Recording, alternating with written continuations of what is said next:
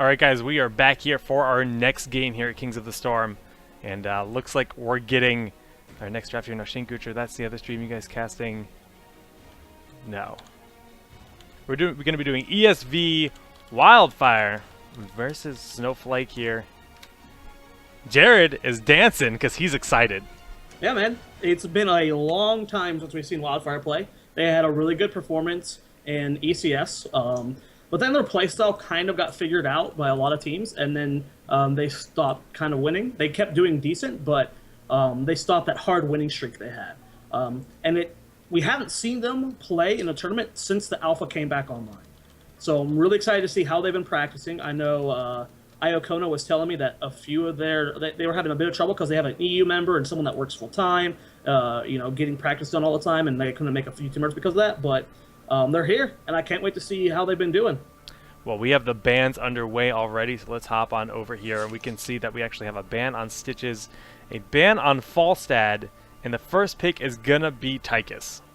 Yeah, I mean, the Falstad ban, you don't see it too often, but both Keelax and Faye have the most disgusting, it's like, there are several good Falstad players. You got Keelax, you got Faye, you got Zuna, there are so many people that can just nail every shock and all. So I believe that it would be more of that's a Snowflake. That's a Snowflake ban specifically for sure. I would agree 100% there because honestly, like you said, Falstad is very, very good and very strong, but typically you want to ban out somebody more critical that can initiate, somebody that's going to really, typically like the Arthas. We see a lot of Arthas bans, Tychus, Tassadar even.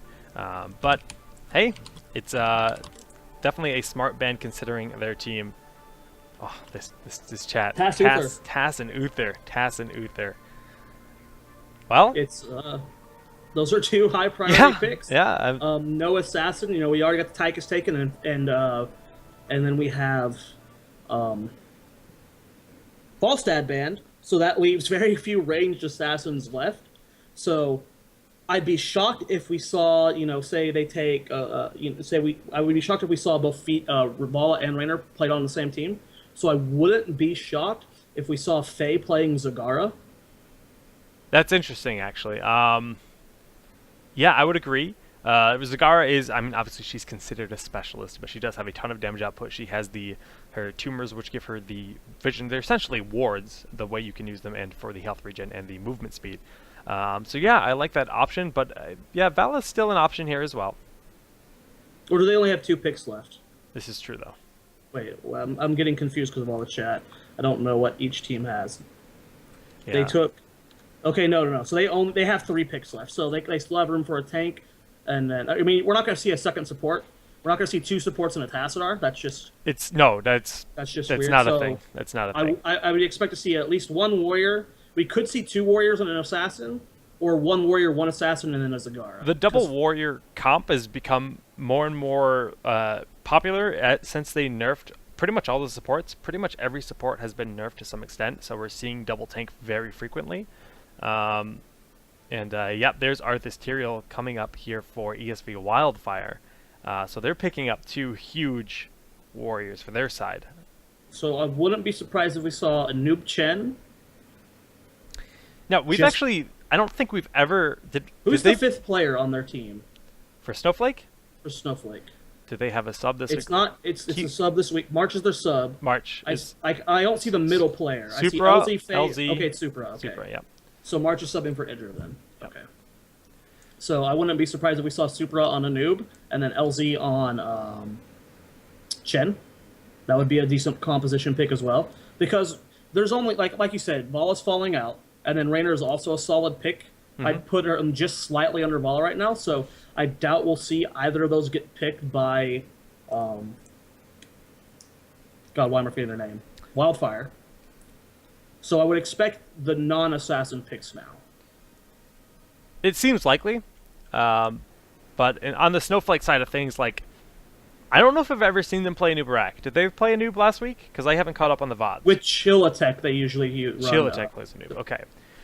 Because they tend to have LZ lean on Chen Storm Stout, so I think Chen is going to be the more likely. They're running 2 subs this week, huh? Yeah, they do. They're running 2 subs, at least for the start. I play with Chill-A-Tech every morning, and somehow forgot about him. I was like, why does Snowflake look so weird? But yeah, they have Supra and March both subbing, probably because of school. I know Idra's in school. I don't know if he has class on Saturday. And Joltek's actually married, so he might be doing married people things. I don't know what that's like. I know even SMG is running a sub today. They're running a guy named Bash, I believe. We did start it much earlier today. Yeah. For their didn't we start like 2 hours earlier this week? Last week was started at 4 o'clock, so it's a 1 hour difference. But it still makes a difference for players for sure. Waiting on the next picks here now. Okay, let's talk about what they could pick. I mean, with supports, I guess you have to go with Brightwing.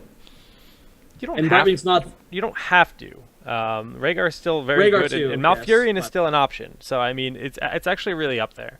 That's a good point. So it's definitely. I mean, Brightwing is a very solid pick, and I mean Snowflake very frequently likes to lean towards Brightwing. We see them quite a bit, but it's really up in the air. It depends on what they fill the rest of their roster with in this matchup, because again, it's a reactionary thing. I mean, Uther's already been taken. They have Uther Tassadar, so yeah, we see Nubarak coming in here, and Zagara noob. Called Zagara it. Who called the Zagara? You did. Who called it? You did. I like it. I'm glad.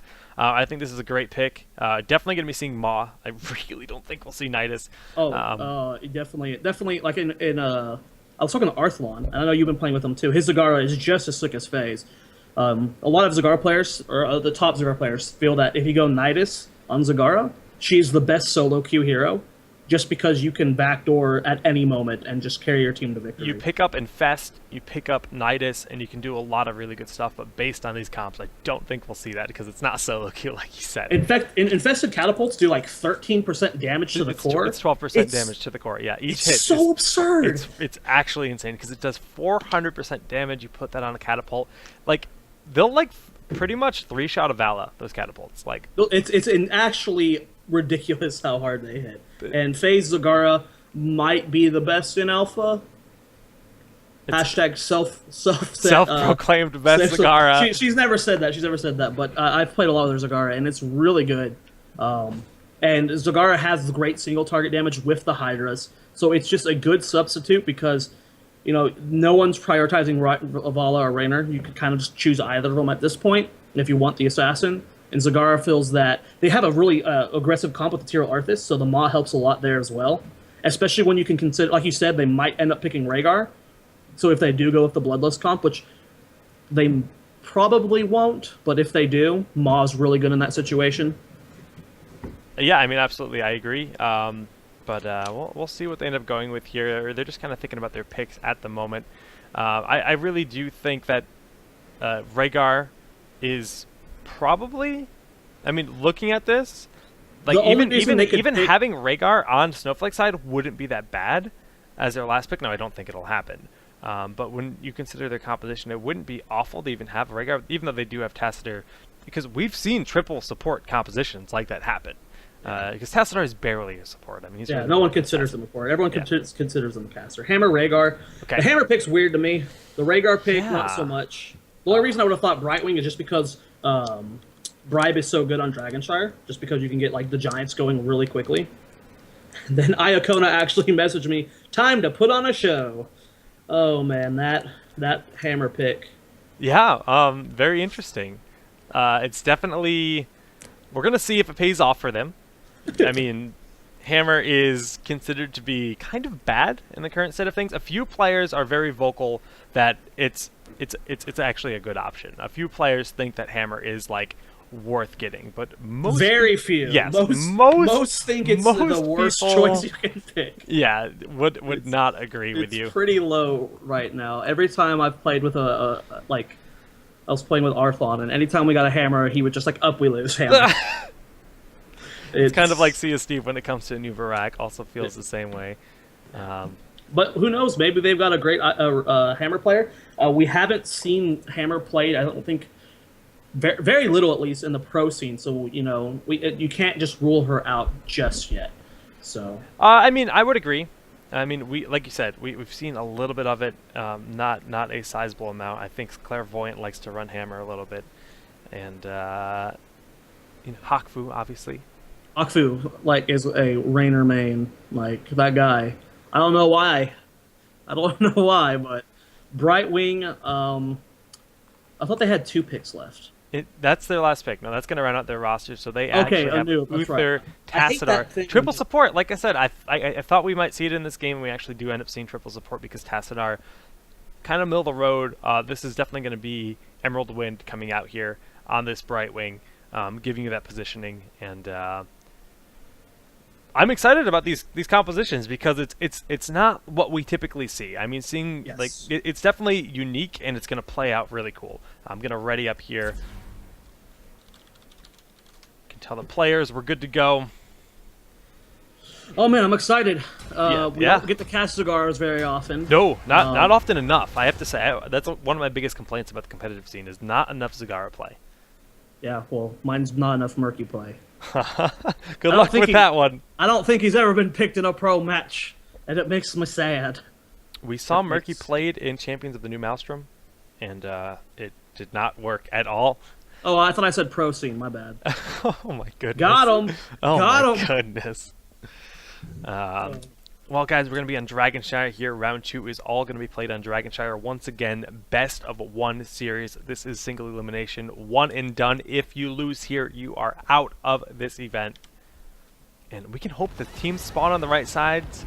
Do we have ESV Wildfire on the left? We do. We do. Glorious overlays are good to go. And Jared, let's get introducing these players. All right, in the blue trunk, we have Team ESV Wildfire making their first tournament appearance since the Alpha came back online. On Rhaegar, we have Iacona, Wargreymon playing Tychus, Techie playing Hammer, Pickles on Arthas, and rounding out the team, we have Poom on Tyrael.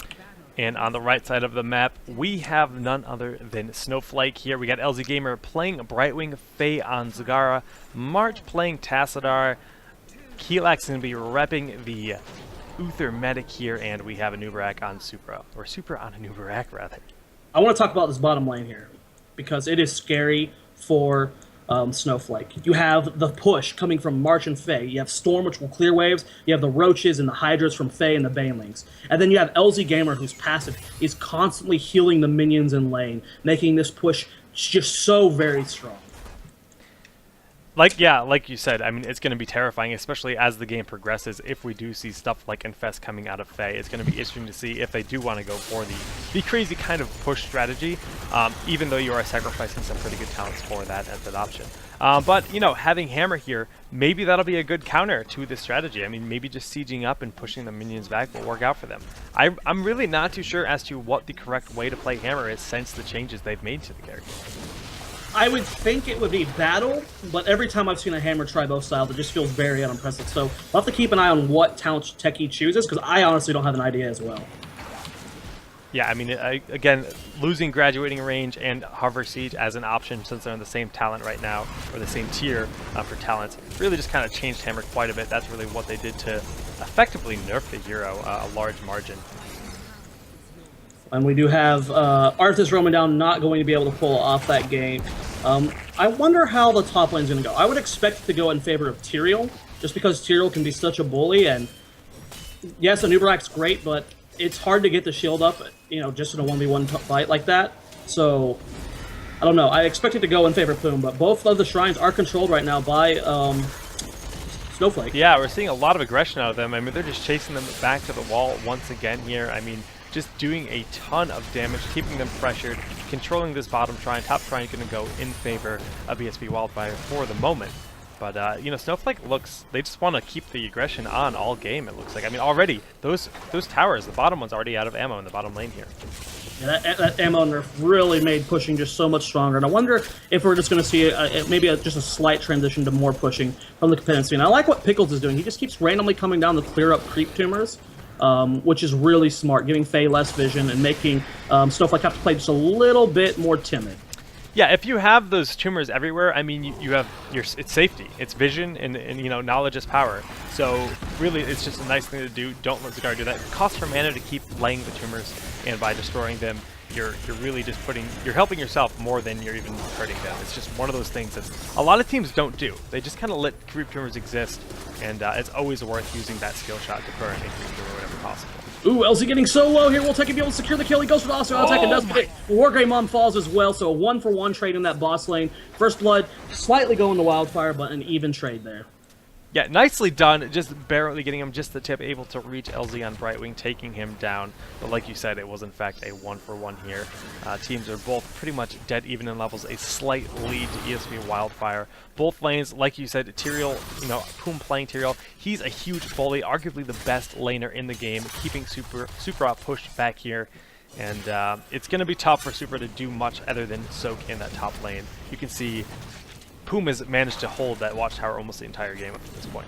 Yeah, I think Tyrael is just one of the best lane bullies out there. Like, I think him and Zagara LZ is in a bad spot here, though, and he's actually going to fall. A nice frost there from the Arthas, locking him down, able to get the kill. And Techi's trying to put some pressure on here, getting pretty aggressive on this hammer. And now the shrine is actually controlled by Wildfire, and Pickles is going to go for the loop, but Keelax is there to interrupt. That does end up delaying that, but we have Brightwing actually teleporting to Keelax just to be able to force Pickles to back off, because Keelax might not have been able to win that fight. Arthas is just such a good 1v1er.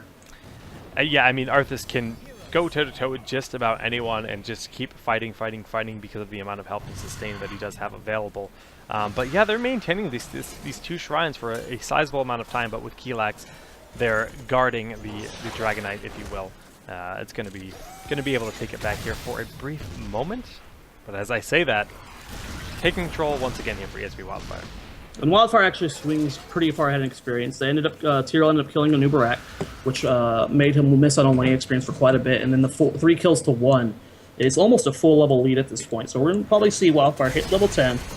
We'll have to see how they're willing to capitalize on it. Will they be able to control both the shrines while trying to get the DK with level 10? Well, I mean, Snowflake is well aware that that's what they want to do, and they're going to try to have to get back into experience lead, or equal in experience here, getting that level tied at 10, because you do not want to have to initiate the enemy when they have heroics, and you do not. It's pretty much a situation where you have to play passively until you hit 10 as well. So yes, I think we'll see a timing coming out of ESV Wildfire, capitalizing on that moment. And right now, they're grabbing their mercenary camps, give them that little boost, and they're going to hit 10 in just a second here. And the creep tumors do see Pickles coming down, so they are able to get into a safe position. Level 10 has been acquired by Wildfire. Are they willing to force a fight, though? I doubt we'll see Poom go ham on Supra in the top lane, but with that judgment, he only has to float down a little bit to be able to get in range for an initiation with the team. Yeah, well, we see they're just pressuring here in the bottom lane. Both Dragonite shrines, or both shrines are taken here for ESV Wildfire. Looks like we're going to try to get the Dragonite, but Keelax once again just going to keep defending the Dragonite turn-in. Nelzy ended up going up top lane to help Supra. Keelax, though, always getting super low here. He's actually going to fall to this. The Envenom was enough to help them get that kill. He's going to pester with the Ghost for a brief moment. But honestly, nicely done. 4 kills to 1 here in favor of ESV Wildfire and a full level advantage.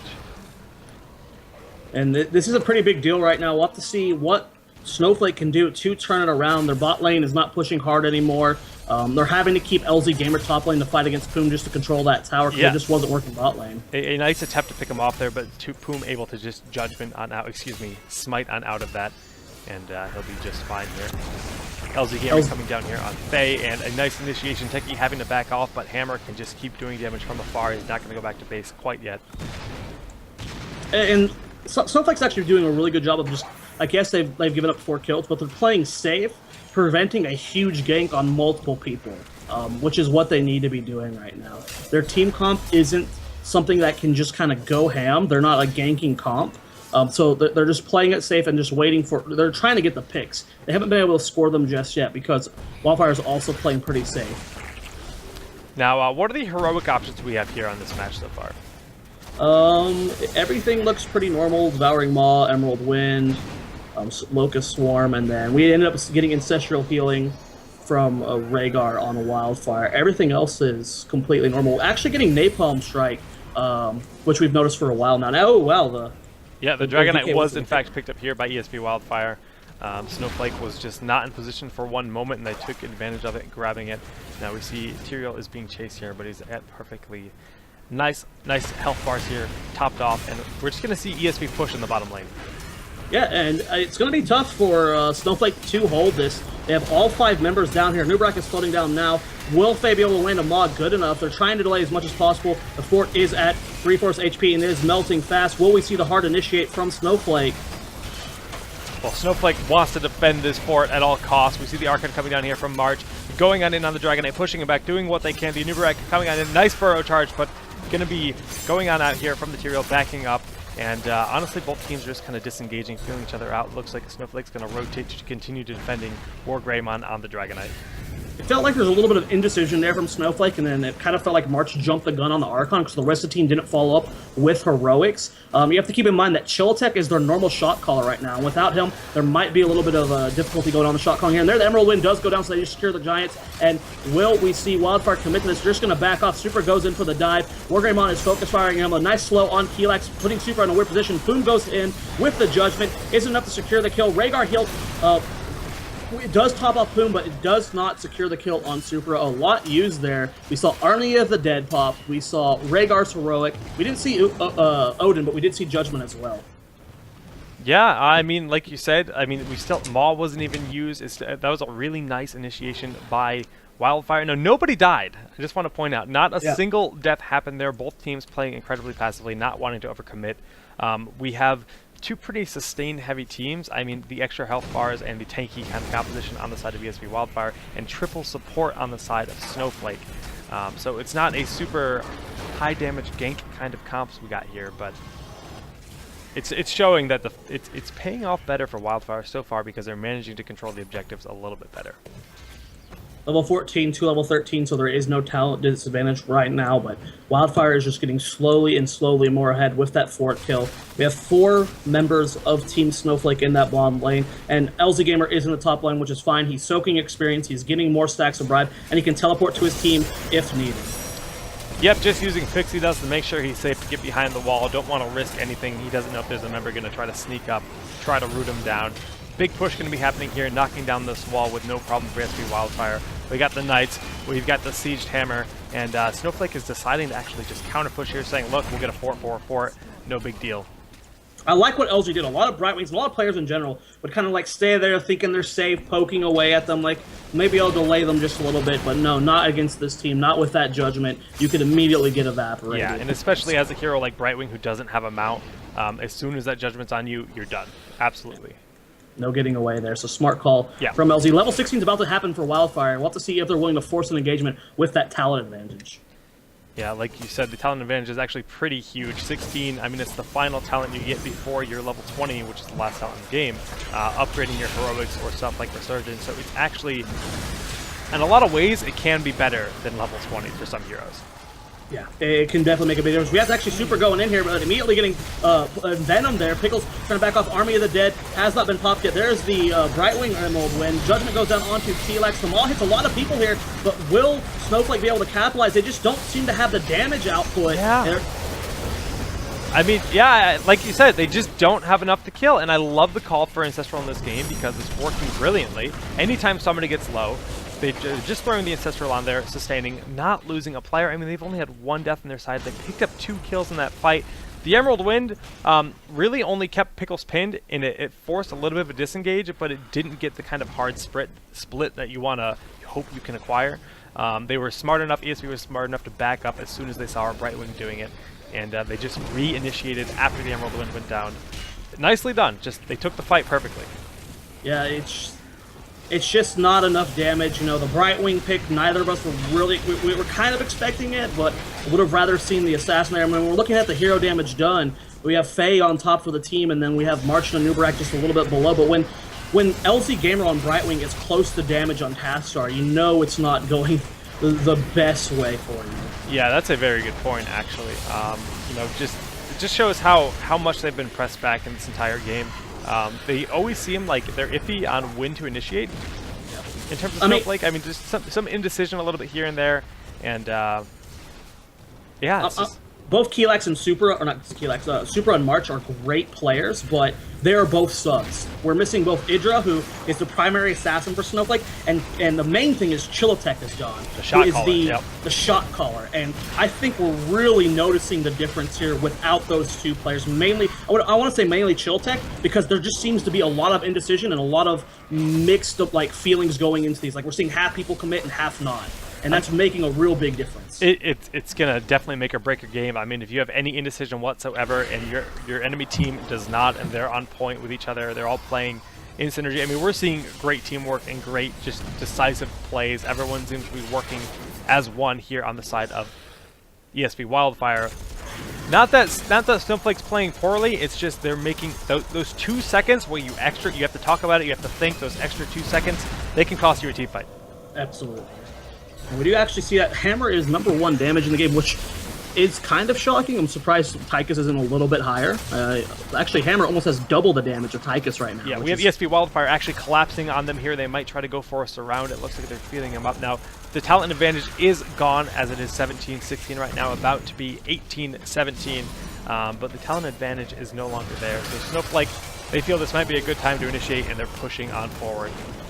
The thing is, Snowflake doesn't really have an initiate comp. Like they have Supra that can go in on an Uberak, but I mean they're not a comp that just like goes all the like they're like let's go, and then they watch Hydra's attack for a while and then march Archons. You know, it's not the most ham-worthy composition. Yeah, we see ESV Wildfire has actually just been playing the whole game kind of like an Outlast strategy here with stuff like Healing Totem, and oh my goodness, we have the Judgment going down on Supra, and Supra being their main initiator, taking a lot of damage. A nice Emerald Wind going to keep Supra living here for a little while. The Maw was real for sure, but no one is dying on the side of ESV Wildfire. We see, you know, Snowflake is just dropping. Keelax is going to fall here. Poom actually trades, so 1-for-1 so far, and Supra going to fall as well here.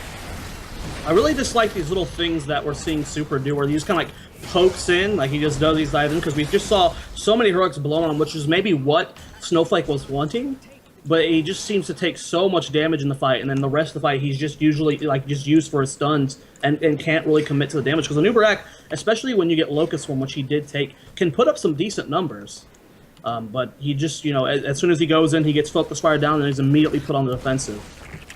Yeah, I mean, like you pointed out there, though, they have the initial initiation with Supra on Uberak, but they don't really have a follow-up. I mean, really all they have is Maw, and then what do? You pop Archon and try to burn them down. What ESV's been doing each time is just backing up. And, you know, they just kind of play passively, back up, chain heal, throw down the healing ward.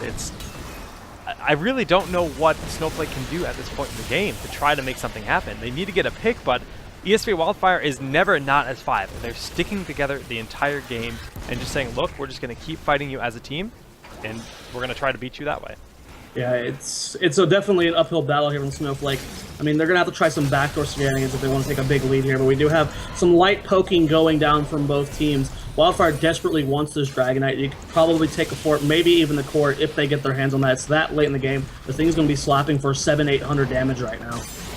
Yeah, and once you get that keep, I mean, they're already getting pretty close to 20, and that's going to be almost enough to secure 20. And we have the Judgment going down, an LZ Gamer trying to remove him from the fight. Emerald Wind will keep him alive for the moment. Divine Storm hitting 4 members, and that was a huge maw, but actually Supra's Burrow Charge was actually completely negated due to the maw here. Supra getting very low. Keelax has to back up here.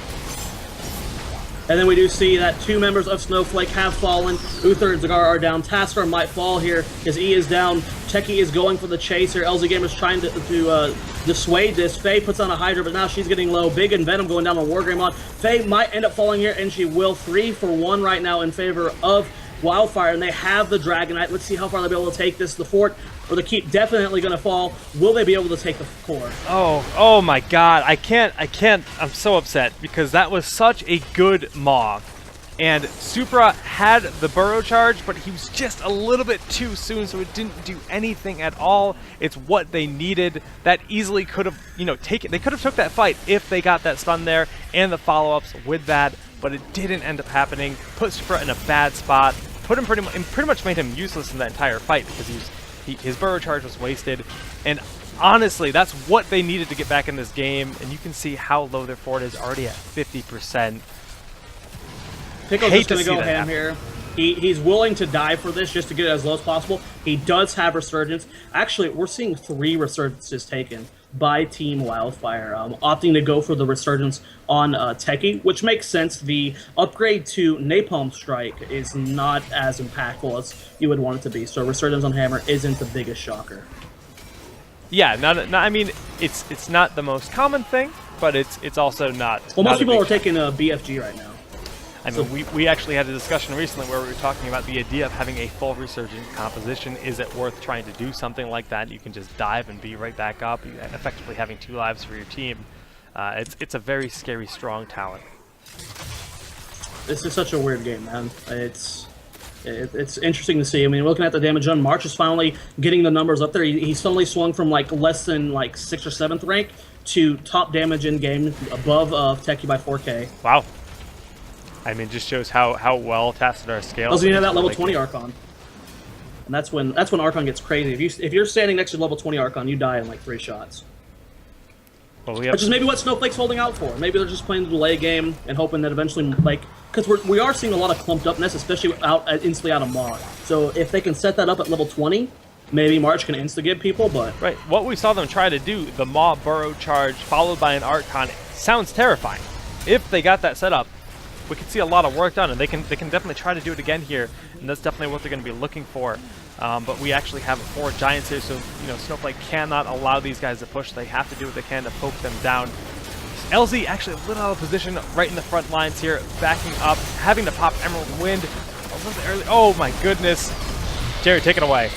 A lot of damage being done right now to the front line of Wildfire, but they come out of the Maw and they immediately go on to March there with that Judgment, and it looks like Wildfire is going to start swinging the fight in the favor. Rhaegar is down, Will Tychus going on, the Odin is down, but not enough damage out there. Faye is going to fall in the back line as well. March is the only one left alive. The core is exposed. There are 3 members here for Team Wildfire. Arctis is already back up though because of that Resurgence of the Storm. It was off of cooldown at this point, and they are going straight for the score, 19%, 10%, and it looks like Wildfire is going to take the game. They are back, guys. From their long hiatus, they take down 3 of the 5 main roster of Snowflake, and you could tell the difference, man. That's just like immediately from the first team fight, you noticed something was off. Usually Snowflake, since the addition of Chilltech, they have been very precise with their team fights. They've been very precise with their shot calling, and that wasn't there at all. That was the major difference I saw in that game. I mean, yeah, like we said time and time again, just